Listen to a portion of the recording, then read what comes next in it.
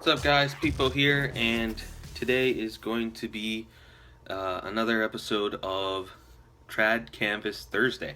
And in Trad Canvas Thursdays, I discuss with you, if you don't already know, uh, my 10 favorite heads to put a trad in currently. Now, if there's a new head that just came out, I haven't really messed with it much, but these are my 10 current favorite heads for a trad. And today's is going to be the POW Pioneer head. Now, I've already went over my standards as to what makes a decent head for a trad. I'm just going to go over which of those that the Pioneer meets as far as criteria is concerned, and we're just going to go from there. So, Pioneer has a very channeled head. Really, for traditionals, I really like a very channeled head. Not too much like your college legal only heads, but they do take trads amazingly well most of the time. But for a universal head, the Pioneer takes a trad very well because of its ball retention ability. No matter really what you put in it as a trad, it has really good ball retention because of the dynamics of the head itself. And because of the dynamics of the head, as you can see, these outer leathers here can really go almost in line with the actual sidewall plastic itself, which gives it much more of a channel to it, which allows the pocket to be much more accurate and more consistent, which is what you want. It has a multitude of sidewall holes, so you can pretty much do whatever design, pattern, whatever you want with it. You can use thick cord, you can use very thin cord, do whatever you really want as far as the sidewalls are concerned. Are you done? Calm down. I'm almost done. But so, moving from the sidewall to the bottom, the sidewall holes are actually big enough for most, I guess you could say, generic sized leathers, your 8-ounce leathers, to fit in the bottom holes as well as the bottom sidewall holes. So you can really have that wider setting for the leathers so that you can have a much more focused and channeled pocket. Whereas most of the time, heads you can only go in through the bottom string or have to use some craziness for the bottom in order to have your leathers wider instead of all really bunched up at the bottom like a lot of people just throw the leathers in and do. Your top string holes, very simple setup. It has 6, so you can do a 6 shooter if you really want to. 6 leather pockets, too narrow, too whatever. You can do rockets. You can do pretty much anything you really want in a Pioneer.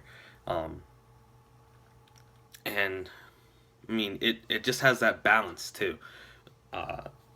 Because of its offset, the ball, like, your top rail, like I've discussed in the actual review of this head, the top rail kind of just goes straight out, nice and straight, but your bottom rail kind of keeps going further and further down almost, and that's what really causes that sweet spot, the ball to really sit right there, and which is really nice. And so with a traditional, most of the time people like a super shifty pocket in a traditional. I mean, most of the time I do too, but that takes time and break in and everything like that. And even if you don't have that time and you just want to put a trad in it because you're a trad user and you have happen to have a Pioneer to use, as long as you are consistent with stringing your traditionals, the Pioneer is going to have that ball sit right in the sweet spot every time just because of the dynamics of the head.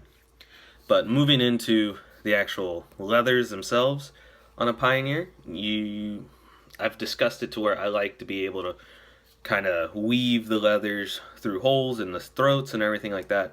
The Pioneer does not have any such holes, but it has a long enough and well-shaped throat to where the leathers can wrap around well and not actually easily come undone. Kind of keeps your hand from going up onto the plastic, which is what I really like. It's almost like having a donut near the top of the head, top of the shaft right before the head. So really solid design as far as being able to put a traditional on the head from the get-go. But very diverse head. You can pretty much put any sort of traditional in it. I just like classic traditionals a lot, but it can take any traditional that you want and it's just all around a decent head. And I've discussed it before, but whenever I've strung one of these with a traditional, it just fits. It just feels right, like it belongs in the head. It's not too often that I actually get that feeling with heads in lacrosse.